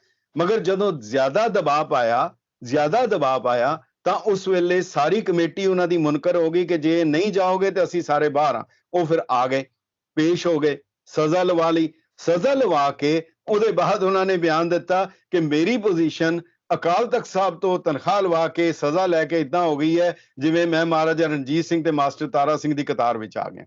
ਸੋ ਰਾਜਨੀਤਿਕ ਬੰਦਾ ਤੇ ਉਹਨੂੰ ਵੀ ਤਮਗੇ ਦੇ ਤੌਰ ਦੇ ਉੱਤੇ ਹੀ ਲੈਂਦਾ ਕਿ ਜਿਹੜਾ ਹੈਗਾ। ਸੋ ਇਹ ਜਿਹੜੀ ਚੀਜ਼ ਹੈ, ਰਾਜਨੀਤਿਕ ਬੰਦੇ ਨੇ ਅਗਰ ਕੋਈ ਲੈਣੀ ਹੈ, ਕਿਉਂਕਿ ਉਹ ਡਰਦਾ, ਧਰਮ ਤੋਂ ਨਹੀਂ ਡਰਦਾ, ਉਹ ਧਰਮ ਨਾਲ ਉਹਦਾ ਕੋਈ ਵਾਸਤਾ ਨਹੀਂ ਰਾਜਨੀਤਿਕ ਬੰਦੇ ਦਾ। ਮਾਫ ਕਰਨਾ, ਮੈਂ ਬਹੁਤ ਸਪਸ਼ਟ ਕਹਿ ਰਿਹਾ, ਉਹਦਾ ਤਾਂ ਹੈ ਲਬੋਂ पे रंग उल्फत के भरे हैं दिल कदूरत से, खुदा की बात करते हो खुदा से कौन डरता है। ਪਟਨਾ ਸਾਹਿਬ ਕਮਿਸ਼ਨਰ ਸਨ ਗਰੇਵਾਲ, ਉੱਥੇ ਵੋਟਰ ਦੇ ਵਿੱਚ ਕੁਆਲੀਫਿਕੇਸ਼ਨ ਸੀ ਕਿ ਅਗਰ ਜਿਹਨੇ ਵੋਟਰ ਬਣਨਾ ਹੈ ਉਹ ਅੰਮ੍ਰਿਤਧਾਰੀ ਹੋਣਾ ਚਾਹੀਦਾ। ਕੰਪਲੇਂਟ ਹੋਈ, 5 ਮੋਤਬਰ ਬੰਦੇ ਸੀਗੇ, ਬਹੁਤ ਮੋਤਬਰ ਬੰਦੇ, ਜਿਹੜੇ ਕਿ ਪ੍ਰੈਜ਼ੀਡੈਂਟ ਔਰ ਅਹੁਦੇਦਾਰਾਂ ਦੇ ਉਹ ਖਾਹਿਸ਼ਮੰਦ ਸਨ। ਉਹ ਕੰਪਲੇਂਟ ਹੋਈ ਕਿ ਉਹਨੇ, ਕਮਿਸ਼ਨਰ ਨੇ ਕਿਹਾ ਕਿ ਇਹ ਚੈੱਕ ਕਰਨਾ ਪਏਗਾ ਕਿ ਇਹ ਸਹੀ ਹੈ ਕਿ ਨਹੀਂ, ਦੀਦਾਰੀ, ਗੁਫਤਾਰੀ ਤੇ ਕਿਰਦਾਰੀ ਤੌਰ ਦੇ ਉੱਤੇ ਇਹ ਸਹੀ ਹਨ ਕਿ ਨਹੀਂ, ਕੇਸ ਤੇ ਨਹੀਂ ਰੰਗੇ ਹੋਏ, ਕਕਾਰ ਹੈਗੇ ਕਿ ਨਹੀਂ ਹੈਗੇ, ਇਨਕੁਆਇਰੀ ਕੀਤੀ ਜਾਏ, ਕੋਈ ਸ਼ਰਾਬ ਪੀਂਦੇ ਕਿ ਨਹੀਂ। ਉਹ 5 ਬੰਦੇ ਉਹਨਾਂ ਨੇ ਰਿਜੈਕਟ ਕਰ ਦਿੱਤੇ। ਹੁਣ ਸ਼੍ਰੋਮਣੀ ਗੁਰਦੁਆਰਾ ਪ੍ਰਬੰਧਕ ਕਮੇਟੀ, ਮੈਂ ਬੜਾ ਸਪਸ਼ਟ, ਕਿਉਂਕਿ ਗੱਲ ਅਕਾਲ ਤਖਤ ਸਾਹਿਬ ਦੀ ਹੈ, ਕਿਸੇ ਦੇ ਵਿਅਕਤੀ ਦੇ ਉੱਤੇ ਨਹੀਂ ਹੈ। ਜਦੋਂ ਅਕਾਲੀ ਦਲ ਬਣਿਆ, ਅਕਾਲੀ ਦਲ ਮੁਹਾਫਿਜ਼ ਹੈ, ਅਕਾਲੀ ਦਲ ਕਸਟੋਡੀਅਨ ਹੈ ਸਿੱਖ ਰਹਿਤ ਮਰਿਆਦਾ ਦਾ। ਜਥੇਦਾਰ ਅਕਾਲ ਤਖਤ ਮੁਹਾਫਿਜ਼ ਹੈ, ਉਹ ਕਸਟੋਡੀਅਨ ਹੈ ਅਕਾਲ ਤਖਤ ਸਾਹਿਬ ਦਾ, ਸਿੱਖ ਰਹਿਤ ਮਰਿਆਦਾ ਦਾ। ਜਿਸ ਵੇਲੇ ਅਕਾਲੀ ਦਲ ਦੀ ਜਿਹੜੀ ਮੀਟਿੰਗ ਹੁੰਦੀ ਸੀ, ਸ਼੍ਰੋਮਣੀ ਕਮੇਟੀ ਦੀ ਮੀਟਿੰਗ ਹੁੰਦੀ ਸੀ, ਸਾਰੇ ਮੈਂਬਰਾਂ ਨੂੰ ਸੁਧਾਈ ਹੁੰਦੀ ਸੀ। ਸੁਧਾਈ ਹੁੰਦਾ ਹੈ, ਉਹਨੂੰ ਪੁੱਛਿਆ ਜਾਂਦਾ ਜਥੇਦਾਰ, ਤੂੰ ਫਲਾਣੀ ਗਲਤੀ ਕੀਤੀ, ਫਲਾਣੀ ਕੀਤੀ ਕਿ ਨਹੀਂ ਕੀਤੀ, ਔਰ ਉਹ ਕਰਕੇ ਫਿਰ ਉਸ ਦੇ ਬਾਅਦ ਉਹਨੂੰ ਮੀਟਿੰਗ ਦੇ ਵਿੱਚ ਆਣ ਦਿੱਤਾ ਜਾਂਦਾ ਸੀ। ਅਕਾਲੀ ਦਲ ਦੇ ਫਾਰਮ ਦੇ ਉੱਤੇ ਲਿਖਿਆ ਹੁੰਦਾ ਸੀ ਮੈਂ ਅੰਮ੍ਰਿਤਧਾਰੀ ਹਾਂ। ਦੇਖੋ ਜਿਹੜਾ ਚੇਂਜਸ ਕਿੱਥੋਂ ਆਈ ਹੈ। ਅਕਾਲੀ ਦਲ ਦਾ ਪ੍ਰਧਾਨ ਉਹ ਹੁੰਦਾ ਸੀ, ਜਦੋਂ ਮਾਸਟਰ ਤਾਰਾ ਸਿੰਘ ਜਦੋਂ ਇੱਕ ਸਟੇਸ਼ਨ ਤੋਂ ਦੂਜੀ ਜਗ੍ਹਾ ਜਾਂਦੇ ਸੀ ਤਾਂ ਰਸਤੇ ਦੇ ਵਿੱਚ ਸਟੇਸ਼ਨਾਂ ਦੇ ਉੱਤੇ ਸੰਗਤ ਢੋਲਕੀ ਛੈਣੇ ਲੈ ਕੇ ਖੜੀ ਹੁੰਦੀ ਸੀ, ਸ਼ਬਦ ਪੜ੍ਹਦੇ ਹੁੰਦੇ ਸੀ। ਹਰ ਅਕਾਲੀ ਦਲ ਦੀ ਕਾਨਫਰੰਸ ਦੇ, ਇਹ ਇਤਿਹਾਸ ਹੈ, ਮਿਥਿਹਾਸ ਨਹੀਂ ਹੈ, ਉਹ ਅਕਾਲੀ ਦਲ ਦੀ ਹਰ ਕਾਨਫਰੰਸ ਦੇ ਬਾਅਦ ਇੱਕ ਅੰਮ੍ਰਿਤ ਸੰਚਾਰ ਹੁੰਦਾ ਸੀ। ਕਿ ਜਿਹੜੀ ਉਹ ਸੁਧਾਈ ਦੀ ਪਰੰਪਰਾ ਅਗਰ ਅੱਜ ਸ਼ੁਰੂ ਕਰ ਦਿੱਤੀ ਜਾਏ, ਜਿੰਨੀਆਂ ਗੁਰਦੁਆਰਾ ਕਮੇਟੀਆਂ ਹੈਗੀਆਂ ਹਿੰਦੁਸਤਾਨ ਦੀਆਂ, ਉਹਨਾਂ ਚੋਂ ਕਿੰਨੇ ਕੁ ਰਹਿ ਜਾਣਗੇ। ਅਕਾਲ ਤਖਤ ਸਾਹਿਬ ਨੇ ਹੁਕਮਨਾਮਾ ਜਾਰੀ ਕਰ ਦਿੱਤਾ ਕਿ ਜਿਹੜੀ ਜਗ੍ਹਾ ਦੇ ਉੱਤੇ ਸ਼ਰਾਬ ਹੈ ਜਾਂ ਬਾਰ ਹੈ, ਉਸ ਘਰ ਦੇ ਵਿੱਚ ਗੁਰੂ ਗ੍ਰੰਥ ਸਾਹਿਬ ਦਾ ਪ੍ਰਕਾਸ਼ ਨਹੀਂ ਹੋ ਸਕਦਾ। ਸਿੰਘ ਸਾਹਿਬ ਨਾਲ ਮੇਰੀ ਇੰਟਰਵਿਊ ਹੋਈ ਔਰ ਉਹਨਾਂ ਨੂੰ ਪੁੱਛਿਆ ਕਿ ਬਿਲਕੁਲ ਠੀਕ ਹੈ, ਪਰ ਕੀ ਉਸ ਥਾਂ ਤੇ ਨਹੀਂ ਜਾਣੇ? ਕਹਿੰਦੇ ਬਿਲਕੁਲ ਨਹੀਂ ਜਾਣੇ ਚਾਹੀਦੇ। ਕਹਿੰਦੇ ਜੀ ਕਿ ਬਿਲਕੁਲ ਉੱਥੇ ਗੁਰੂ ਸਾਹਿਬ ਨਹੀਂ ਜਾਣੇ ਚਾਹੀਦੇ, ਗੁਰੂ ਗ੍ਰੰਥ ਸਾਹਿਬ। ਮੈਂ ਕਿਹਾ ਸਿੰਘ ਸਾਹਿਬ ਜਾ ਸਕਦੇ ਆ? ਕਹਿੰਦੇ ਜੀ ਇਹ ਸੋਚਣਾ ਪਏਗਾ। ਸੋ ਗੱਲ ਇਹ ਹੈਗੀ ਹੈ ਕਿ ਇਹ ਜਿਹੜਾ ਰੁਤਬਾ ਹੈ, ਮੈਂ ਸਿਰਫ ਇੱਕ ਗੱਲ ਕਹਿਣੀ ਚਾਹਾਂਗਾ। ਮੈਂ ਜਿਹੜੀ ਸ਼ੁਰੂ 'ਚ ਗੱਲ ਕਹੀ, ਮੈਂ ਕਹੀ ਸੀ ਕਿ ਅਕਾਲ ਤਖਤ ਦੇ ਜਥੇਦਾਰ ਦੀ ਉਮਰ ਬਹੁਤ ਥੋੜੀ ਹੈ, ਦੁਨਿਆਵੀ ਨਹੀਂ, ਅਹੁਦੇ ਦੀ ਉਮਰ। ਇਸ ਕਰਕੇ ਜਦੋਂ ਉਹਨਾਂ ਦੇ ਕੋਲ ਕੋਈ ਮੁੱਦਾ ਆਂਦਾ, ਜਦੋਂ ਕੋਈ ਮਸਲਾ ਆਂਦਾ, ਉਹ ਅਕਾਲ ਤਖਤ ਸਾਹਿਬ ਦੇ ਰੂਬਰੂ ਖੜੇ ਹੋ ਕੇ, ਸਨਮੁਖ ਹੋ ਕੇ ਇਹ ਸਮਝਣ ਕਿ ਅਕਾਲ ਤਖਤ ਸਾਹਿਬ ਦੀ ਉਹ ਜਿਹੜੀ ਗੁਰੂ ਹਰਗੋਬਿੰਦ ਪਾਤਸ਼ਾਹ ਦੀ ਰੁਤਬਾ ਮੇਰੇ ਕੋਲ ਹੈ। ਅਗਰ ਉਹ ਗੁਰੂ ਸਾਹਿਬ ਇੱਥੇ ਹੁੰਦੇ, ਕੀ ਉਹ ਇਹ ਬੋਲਦੇ, ਕੀ ਉਹ ਕਰਦੇ, ਕੀ ਉਹ ਕਹਿੰਦੇ? ਹੁਣ ਅਕਾਲ ਤਖਤ ਸਾਹਿਬ ਤੇ ਬੋਰਡ ਲੱਗਾ ਕਿ ਕਿਸੇ ਪਤਰ ਤਨਖਾਹੀਏ ਦੀ ਅਰਦਾਸ ਨਹੀਂ ਹੋ ਸਕਦੀ, ਭੇਟਾ ਕਬੂਲ ਨਹੀਂ ਹੈ, ਤਾਂ ਉਹਨਾਂ ਨੇ ਇੱਕ ਆਮ ਸਿੱਖ ਬੀਬੀ ਦਾ ਤੇ ਭਰਵੱਟੇ ਚੈੱਕ ਕਰ ਲਏ। ਪਰ ਕੀ ਉਹ ਸਾਰੇ ਮੈਂਬਰਾਂ ਦੇ, ਉਹਨਾਂ ਦੇ ਸਾਰਾ ਉਹ ਚੈੱਕ ਕਰਨਗੇ? ਕੀ ਅਕਾਲ ਤਖਤ ਸਾਹਿਬ ਕਰੇਗਾ? ਗੱਲ ਸਿਰਫ ਇੰਨੀ ਕੁ ਹੈ, ਅਕਾਲ ਤਖਤ ਸਾਹਿਬ ਦਾ ਜਥੇਦਾਰ। ਪਰ ਉਹਦੇ 'ਚ ਇੱਕ ਗੱਲ ਮੈਂ ਜਿਵੇਂ ਸ਼ੁਰੂ 'ਚ ਕਿਹਾ ਕਿ ਡਰ ਜਿਹੜਾ ਹੈ, ਇੱਕ ਸੈਕਿੰਡ, ਲਾਸਟ ਸਰ, ਇੱਕ ਗੱਲ ਹੈ ਕਿ ਉਹ ਅਕਾਲ ਤਖਤ ਸਾਹਿਬ ਦਾ ਰੁਤਬਾ ਜਿਹੜਾ ਹੈ, ਉਸ ਤੋਂ ਡਰਦੀਆਂ ਰਾਜਨੀਤਿਕ ਦਲ, ਉਸ ਤੋਂ ਡਰਦੀਆਂ ਸਰਕਾਰਾਂ। ਇਸ ਕਰਕੇ ਉਹ ਕਦੀ ਕੋਈ ਐਸਾ ਜਥੇਦਾਰ ਨਹੀਂ ਆਪਣੇ ਤੇ ਲਗਾਉਣਾ ਚਾਹਣਗੇ, ਨਾ ਸਰਕਾਰਾਂ ਜੱਜ ਲਗਾਉਣਾ ਚਾਹੁੰਦੀਆਂ। ਅੱਜ ਹਿੰਦੁਸਤਾਨ ਵਿੱਚ ਦੇਵਕਾਂਤ ਬਰੂਆ ਨੇ ਕਿਹਾ ਸੀ, we needed committed judiciary, India is Indra, Indra is India। ਅੱਜ ਉਹ ਐਸਾ ਜਥੇਦਾਰ ਨਹੀਂ ਲਗਾਉਣਾ ਚਾਹੁੰਦੇ। ਇਸ ਕਰਕੇ ਮੈਂ ਤਾਂ ਪਹਿਲੀ ਵਾਰ ਸੁਣਿਆ ਪੂਰੀ ਸਿੱਖ ਰਹਿਤ ਮਰਿਆਦਾ, ਪੂਰੇ ਸਿੱਖ ਇਤਿਹਾਸ ਦੇ ਵਿੱਚ ਆਰਜ਼ੀ ਜਥੇਦਾਰ ਕਿੱਥੇ ਹੁੰਦਾ, ਐਕਟਿੰਗ ਜਥੇਦਾਰ ਕਿੱਥੇ ਹੁੰਦਾ। ਐਕਟਿੰਗ ਦਾ ਮਤਲਬ ਇਹ ਹੈ ਕਿ ਬਸ ਇੱਕ ਇਸ਼ਾਰਾ, 19 ਦੇਰ ਤੂੰ ਹੈਗਾ, ਉਹਦੇ ਬਾਅਦ ਕਲਮਦਾਨ ਤੇਰਾ ਬੰਦ ਹੈਗਾ। ਇਹ ਜਿਹੜੀ ਹੈਗੀ ਹੈ, ਇਹ ਵੀ ਅਕਾਲ ਤਖਤ ਸਾਹਿਬ ਦੇ ਬਾਰੇ, ਅਕਾਲ ਤਖਤ ਸਾਹਿਬ ਦਾ ਸਾਰਾ ਸਿੱਖ ਜਗਤ ਜਿੱਥੇ ਮਰਜ਼ੀ ਵਸਦਾ, ਉਹ ਅਕਾਲ ਤਖਤ ਸਾਹਿਬ ਵੱਲ ਦੇਖਦਾ। ਪਰ ਅਕਾਲ ਤਖਤ ਸਾਹਿਬ ਦੇ ਜਥੇਦਾਰ ਕੋਲ ਉਹ ਅਹੁਦਾ ਨਹੀਂ ਹੈ, ਉਹ ਰੁਤਬਾ ਨਹੀਂ ਹੈ। ਉਹ ਦੇਖ ਰਿਹਾ ਹੈ ਕਿ ਮੇਰੀ ਕੁਰਸੀ ਦੇ ਨਾਲ ਅਗਰ ਰੱਸੀ ਬੱਧੀ ਹੈ, ਐਕਟਿੰਗ ਜਥੇਦਾਰ ਦਾ ਲੱਗਾ ਹੋਇਆ, ਉਹ ਕਿੰਨੀ ਕੁ ਮਰਿਆਦਾ ਦੇ ਮੁਤਾਬਕ, ਕਿੰਨੀ ਕੁ ਦਲੇਰੀ ਦੇ ਨਾਲ ਉਹ ਨਿਰਣਾ ਲੈ ਸਕੇਗਾ। ਤੁਸੀਂ ਜਿਹੜੀ ਗੱਲ ਕੀਤੀ ਹੈ, ਕੀ ਉਹਦੇ ਤੇ ਦਬਾਅ ਹੈ? ਦਬਾਅ ਹੈ ਜਾਂ ਨਹੀਂ ਹੈ, ਪਰ ਸਵਾਲ ਇਹ ਹੈ ਦਬਾਅ ਪੈਦਾ ਕਰਨ ਦੀ। ਸਵਾਲ ਇੱਕ ਵਿਅਕਤੀ ਨੂੰ ਮਾਫ ਕਰਨ ਜਾਂ ਉਹਨੂੰ ਸਜ਼ਾ ਦੇਣ ਦਾ ਨਹੀਂ ਹੈ। ਇੱਥੇ ਤਾਂ ਅਕਾਲ ਤਖਤ ਸਾਹਿਬ ਦੇ ਜਥੇਦਾਰ ਨੂੰ ਕਟਘਰੇ 'ਚ ਖੜਾ ਕਰਨ ਦੀ ਕੋਸ਼ਿਸ਼ ਕੀਤੀ ਜਾ ਰਹੀ ਹੈ ਕਿ ਤੂੰ ਉਹ ਫਲਾਣੇ ਨੂੰ ਛੱਡਤਾ, ਉਹਨੂੰ ਕਰਤਾ, ਉਹਨੂੰ ਕਰਤਾ। ਇਸ ਕਰਕੇ ਇੱਕ ਗੱਲ ਮੈਂ ਕਹਿਣੀ ਚਾਹਾਂਗਾ ਕਿ ਅਕਾਲ ਤਖਤ ਸਾਹਿਬ ਦੇ ਜਥੇਦਾਰ ਦੇ ਬਾਰੇ ਜਿਹੜੀ ਹੈਗੀ ਹੈ, ਇਸਲਾਮ ਦੇ ਵਿੱਚ ਇੱਕ ਬੜੀ ਚੰਗੀ ਇੱਕ ਦੁਆ ਹੈ ਕਿ ਐ ਖੁਦਾ, ਤੂੰ ਮੁਹੰਮਦ ਨੂੰ ਉਹ ਤਾਕਤ ਫਰਮਾ ਜਿਹੜਾ ਕੰਮ ਕਰਨ ਲਈ ਤੂੰ ਉਸਨੂੰ ਭੇਜਿਆ ਸੀ, ਉਹਨੂੰ ਹਿੰਮਤ ਦੇ। ਅਸੀਂ ਅਰਦਾਸ ਕਰਦੇ ਹਾਂ ਕਿ ਵਾਹਿਗੁਰੂ ਤੂੰ ਜਥੇਦਾਰ ਨੂੰ ਉਹ ਹਿੰਮਤ ਦੇ ਜਿਹਦੇ ਲਈ ਉਹ ਤੂੰ ਆਪਣਾ ਰੁਤਬਾ ਦੇ ਕੇ ਉਹਨੂੰ ਉਸ ਸਥਾਨ ਦੇ ਉੱਤੇ ਭੇਜਿਆ। ਲਾਂਬਾ ਸਾਹਿਬ, ਤੁਸੀਂ ਆਪਣੀ ਗੱਲ ਨੂੰ ਕਾਫੀ ਵੱਡਾ ਕੀਤਾ। ਐਕਟਿੰਗ ਜਥੇਦਾਰ ਦੀ ਜਿਹੜੀ ਭੂਮਿਕਾ ਦੇ ਉੱਤੇ ਜਾਂ ਉਹ ਜਿਹੜਾ ਐਕਟਿੰਗ ਦਾ ਟਾਈਟਲ ਨਾਲ ਜੁੜਿਆ ਹੋਇਆ ਹੈ, ਉਸ ਨੂੰ ਤੁਸੀਂ ਬਹੁਤ ਇੰਪੋਰਟੈਂਟ ਤਰੀਕੇ ਨੂੰ ਟੱਚ ਕੀਤਾ ਤੇ ਮੈਨੂੰ ਲੱਗਦਾ ਤੁਸੀਂ ਇਸ ਗੱਲ ਨੂੰ, ਇਸ ਆਰਗੂਮੈਂਟ ਨੂੰ ਕਾਫੀ ਵੱਡਾ ਕੀਤਾ ਹੈ। ਲੰਗਾ ਦੇ ਕੇਸ ਤੋਂ ਵੱਧ ਕੇ ਵੀ ਇਸ ਘੋਖਣ ਦੀ ਲੋੜ ਹੈ ਵੀ ਐਕਟਿੰਗ ਜਥੇਦਾਰ ਕੋਲ ਕਿੰਨੀਆਂ ਪਾਵਰਸ ਨੇ, ਕਿੰਨੀ ਸਥਾਈ ਤੇ ਕਿੰਨੀ ਪਰਮਾਨੈਂਟ ਦਾ ਹੈ ਉਸ ਦਾ ਅਹੁਦਾ ਤੇ ਉਸ ਦੀਆਂ ਸ਼ਕਤੀਆਂ, ਤਾਕਤਾਂ, ਜਿਸ ਦੇ ਤਹਿਤ ਕਿ ਉਹ ਇੱਕ ਬਹੁਤ ਹੀ ਨਿਰਪੱਖ ਤਰੀਕੇ ਨਾਲ, ਨਿਡਰ ਤਰੀਕੇ ਨਾਲ ਕੰਮ ਕਰ ਸਕਦੇ ਹੈਗੇ ਨੇ। ਲਾਂਬਾ ਸਾਹਿਬ, ਆਪਾਂ ਮੰਨ ਸਕਦੇ ਹਾਂ ਵੀ ਕੀ ਅਕਾਲ ਤਖਤ ਸਾਹਿਬ ਦੇ ਐਕਟਿੰਗ ਜਥੇਦਾਰ ਸਾਹਿਬ ਜਾਂ ਜਿਹੜੇ ਵੀ ਲੋਕ ਹੈਗੇ ਨੇ ਜਿਨ੍ਹਾਂ ਨੇ ਫੈਸਲਾ ਇਸ ਪੂਰੇ ਮੁੱਦੇ ਉੱਤੇ ਲੈਣਾ ਹੈ, ਕਿ ਉਹ ਉਡੀਕ ਕਰ ਰਹੇ ਹੈਗੇ ਨੇ ਕਿਸੇ ਤਰੀਕੇ ਦਾ ਜਿਹੜਾ ਪਬਲਿਕ ਓਪੀਨੀਅਨ ਜਾਂ ਪ੍ਰੈਸ਼ਰ, ਜਿਸ ਨੂੰ ਕਿ ਜਨਰੇਟ ਕੀਤੇ ਜਾਣ ਦੀਆਂ ਕੋਸ਼ਿਸ਼ਾਂ ਸੁੱਚਾ ਸਿੰਘ ਲੰਗਾ ਉਹਨਾਂ ਦੇ ਖੇਮੇ ਵੱਲੋਂ ਹੋ ਰਹੀਆਂ ਨੇ? ਪਬਲਿਕ ਓਪੀਨੀਅਨ ਹੀ ਐਡਾ ਮਜ਼ਬੂਤ ਤੇ ਜਨਰੇਟ ਹੋ ਜਾਏ ਵੀ ਉਹ ਹਾਲਾਤਾਂ ਦੇ ਵਿੱਚ ਜੇ ਕੋਈ ਫੈਸਲਾ ਲਿਆ ਵੀ ਜਾਂਦਾ ਔਰ ਸਜ਼ਾ ਮਾਫੀ ਨੂੰ ਲੈ ਕੇ ਭੁੱਲਾਂ ਬਖਸ਼ਵਾਉਣ ਦੇ ਪੱਖੋਂ, ਤਾਂ ਉਹ ਆਪਣੇ ਆਪ ਵਿੱਚ ਬਹੁਤ ਇੱਕ ਨੈਚੁਰਲ ਫੈਸਲਾ ਲੱਗੇ ਤੇ ਉਸ ਲਈ ਇੱਕ ਜ਼ਿਆਦਾ ਐਕਸੈਪਟੇਬਿਲਿਟੀ ਹੋਵੇ। ਸੋ ਕੀ ਇਸ ਨੂੰ, ਇਸ ਪੂਰੀ ਕਵਾਇਦ ਨੂੰ ਉਸ ਗਰਾਊਂਡ ਦੀ ਤਿਆਰੀ ਦੇ ਵਜੋਂ ਵੀ ਵੇਖਿਆ ਜਾ ਸਕਦਾ ਜੋ ਕਿ ਕੀਤੀ ਜਾ ਰਹੀ ਹੈ? ਇਸ ਤਰ੍ਹਾਂ ਰਿਤੇਸ਼ ਜੀ, ਦੋ ਗੱਲਾਂ ਹੈਗੀਆਂ।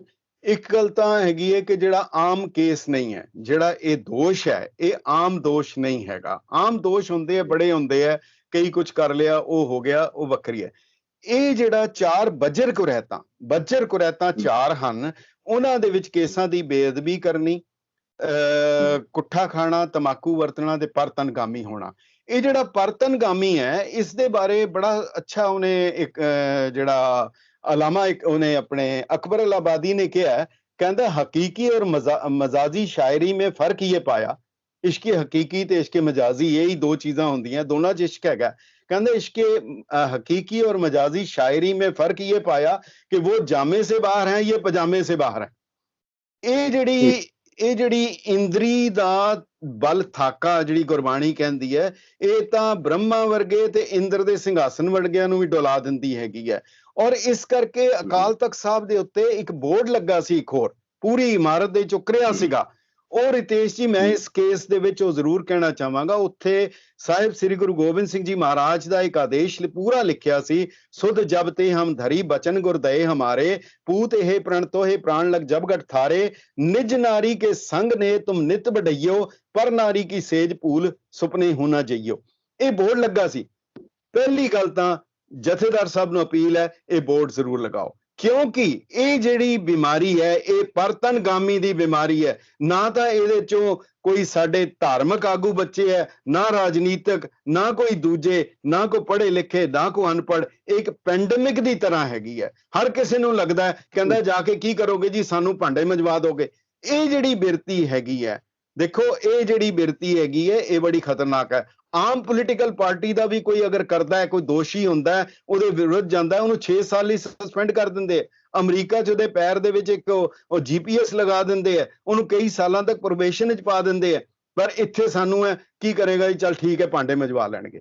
ਸੋ ਇਹ ਜਿਹੜੀ ਇਹਨੂੰ ਇਤਨਾ ਜ਼ਿਆਦਾ ਈਜ਼ੀ ਕਰ ਦਿੱਤਾ ਹੈ, ਇਸ ਦੇ ਉੱਤੇ ਬਹੁਤ ਜ਼ਿਆਦਾ ਸਖਤੀ ਦੀ ਲੋੜ ਹੈ। ਔਰ ਰੋਜ਼ ਸ਼ਿਕਾਇਤਾਂ ਆਉਂਦੀਆਂ, ਮਗਰ ਇਹ ਹੁੰਦਾ ਜੀ ਚਲੋ ਮੁਕਮਕਈਆਂ ਕਰ ਦੋ। ਇਹ ਜਿਹੜੀ ਸਾਡੀ ਬਿਰਤੀ ਇਹ ਵੀ ਹੈਗੀ ਹੈ, ਇਸ ਨੂੰ ਗੰਭੀਰਤਾ ਨਾਲ ਲੈਣਾ ਪਏਗਾ, ਕਿਉਂਕਿ ਇਹ ਅਗਰ ਜਿਹੜੀ ਬਿਰਤੀ, ਅਗਰ ਇਹ ਜਿਹੜਾ ਅਪਰਾਧ ਹੈ ਪਰਤਨਗਾਮੀ ਦਾ, ਅਗਰ ਇਸ ਨੂੰ ਨਹੀਂ ਕੀਤਾ ਗਿਆ, ਇਹ ਸਿੱਖੀ ਦੇ ਉਸ ਪੂਰੇ ਧਰਾਤਲ ਨੂੰ ਜਿਹੜਾ ਇਹ ਉਖੇੜਨ ਦੀ ਸਮਰੱਥਾ ਰੱਖਦਾ ਹੈ। ਇੱਕ ਵੈਜ ਪੋਲਿਟਿਕਸ ਕਿਹਾ ਜਾਂਦਾ ਹੈ।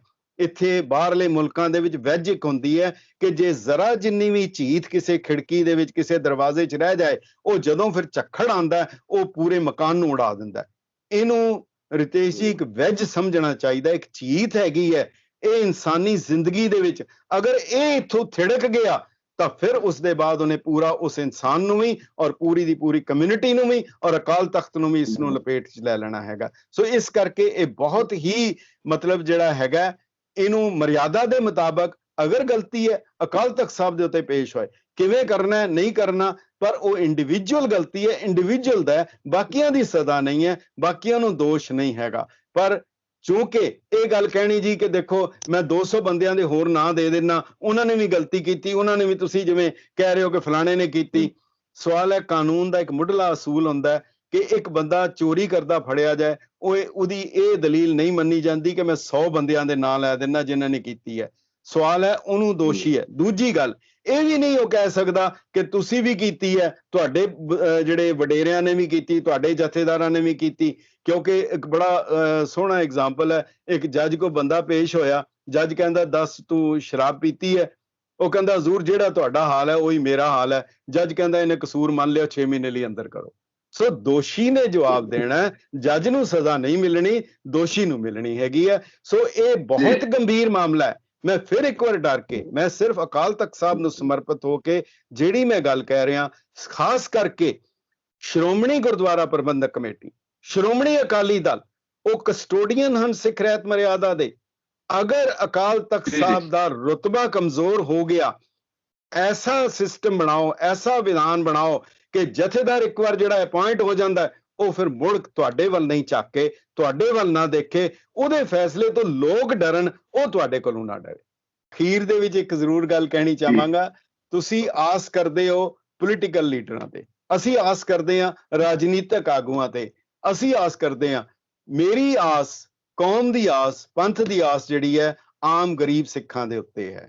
ਗੁਰੂ ਸਾਹਿਬ ਨੇ ਗੁਰੂ ਗ੍ਰੰਥ ਤੇ ਗੁਰੂ ਪੰਥ ਨੂੰ, ਜਦੋਂ ਗੁਰੂ ਪੰਥ ਜਾਗਰੂਕ ਹੋ ਗਿਆ, ਅਗਰ ਉਹ ਆਪਣੇ ਅਧਿਕਾਰਾਂ ਤੋਂ, ਆਪਣੇ ਫਰਜ਼ ਤੋਂ ਸੁਚੇਤ ਹੋ ਗਿਆ, ਫਿਰ ਉਸ ਦੇ ਬਾਅਦ ਕੋਈ ਚੀਜ਼ ਇਹਦੇ ਤੇ ਰੁਕਾਵਟ ਨਹੀਂ ਬਣੇਗੀ। ਇਹ ਮੇਰਾ ਪੱਕਾ ਯਕੀਨ ਹੈ ਜੀ। ਲਾਮਾ ਸਾਹਿਬ ਬਹੁਤ ਬਹੁਤ ਧੰਨਵਾਦ ਇਸ ਪੂਰੀ ਗੱਲਬਾਤ ਲਈ, ਇਸ ਪੂਰੇ ਵਿਚਾਰ ਵਟਾਂਦਰੇ ਦੀ। ਤੁਸੀਂ ਬਹੁਤ ਗੰਭੀਰ ਵਿਚਾਰਾਂ ਕੀਤੀਆਂ ਨੇ, ਬਹੁਤ ਅਹਿਮ ਇਹ ਧਾਰਮਿਕ ਵਿਚਾਰਾਂ ਹੈਗੀਆਂ ਨੇ। ਰਹਿਤ ਮਰਿਆਦਾ ਦੇ ਪੱਖੋਂ, ਪੰਥਕ ਰਵਾਇਤਾਂ ਦੇ ਪੱਖੋਂ ਜੋ ਵੀ ਤੁਸੀਂ ਗੱਲਬਾਤ ਕੀਤੀ ਹੈ, ਕਾਫੀ ਮੈਨੂੰ ਲੱਗਦਾ, ਉਮੀਦ ਮੈਂ ਕਰਦਾ ਵੀ ਸਾਡੇ ਦਰਸ਼ਕ ਜਿਹੜੇ ਸਬਸਕ੍ਰਾਈਬਰਸ ਹੈਗੇ ਉਹਨਾਂ ਨੂੰ ਬਹੁਤ ਸੀ ਚੀਜ਼ਾਂ ਹੋਰ ਬਿਹਤਰ ਤਰੀਕੇ ਨਾਲ ਨਿਖਰ ਕੇ ਸਾਹਮਣੇ ਸਮਝਣ ਦੇ ਵਿੱਚ ਬਹੁਤ ਮਦਦ ਹੋਏਗੀ। ਤੇ ਬਹੁਤ ਬਹੁਤ ਧੰਨਵਾਦ ਤੁਹਾਡਾ, ਤੁਸੀਂ ਉਚੇਚੇ ਨਿਊ ਜਰਸੀ ਕੈਲੀਫੋਰਨੀਆ ਤੋਂ ਸਾਡੇ ਨਾਲ ਜੁਟੇ ਤੇ ਇਸ ਪੂਰੀ ਚਰਚਾ ਦੇ ਵਿੱਚ ਹਿੱਸਾ ਲਿਆ। ਬਹੁਤ ਬਹੁਤ ਧੰਨਵਾਦ। ਗੁਰਚਰਨਜੀਤ ਸਿੰਘ ਲਾਂਬਾ ਸਾਹਿਬ, ਉੱਘੇ ਸਿੱਖ ਵਿਦਵਾਨ ਚਿੰਤਕ ਤੇ ਕ੍ਰਿਟਿਕ ਜੋ ਕਿ ਸਾਡੇ ਨਾਲ ਅੱਜ ਸਨ ਤੇ ਇਹਨਾਂ ਨੇ ਇਸ ਅਹਿਮ ਸੁੱਚਾ ਸਿੰਘ ਲੰਗਾਹ ਦੇ ਮੁੱਦੇ ਉੱਤੇ ਗੱਲਬਾਤ ਕੀਤੀ ਤੇ ਉਮੀਦ ਕਰਦਾ ਵੀ ਇਹਨਾਂ ਦੇ ਸਾਰੇ ਪੱਖ ਜੋ ਇਹਨਾਂ ਨੇ ਬਿਆਨ ਕੀਤੇ ਉਹ ਤੁਹਾਡੀ ਸਮਝ ਵਿੱਚ ਆਏ ਹੋਣਗੇ, ਕਿਉਂਕਿ ਇਹ ਮੁੱਦਾ ਕਾਫੀ ਜ਼ਿਆਦਾ ਪੇਚੀਦਾ ਹੈ, ਲੇਕਿਨ ਇਸ ਨੂੰ ਪੰਥਕ ਰਵਾਇਤਾਂ ਤੇ ਰਹਿਤ ਮਰਿਆਦਾ ਦੇ ਮੁਤਾਬਕ ਵੇਖਣ ਤੇ ਕੋਖਣ ਦੀ ਲੋੜ ਹੈ, ਜੋ ਕਿ ਅੱਜ ਇਸ ਪ੍ਰੋਗਰਾਮ ਦੇ ਜ਼ਰੀਏ ਅਸੀਂ ਕਰਨ ਦੀ ਕੋਸ਼ਿਸ਼ ਕੀਤੀ। ਰਿਤੇਸ਼ ਲਖੀਆ ਅਨਪਲੱਗ ਨਾਲ ਜੁਟੇ ਰਹੋ। ਬਹੁਤ ਬਹੁਤ ਧੰਨਵਾਦ। ਸਾਡੇ ਨਾਲ ਇਸ ਚੈਨਲ ਤੇ ਇਸ ਨੂੰ ਸਬਸਕ੍ਰਾਈਬ ਕਰੋ ਤੇ ਸ਼ੇਅਰ ਕਰੋ। ਇਸੇ ਤਰੀਕੇ ਨਾਲ ਇਸ ਦਾ ਹਿੱਸਾ ਬਣੇ ਰਹੋ। ਧੰਨਵਾਦ।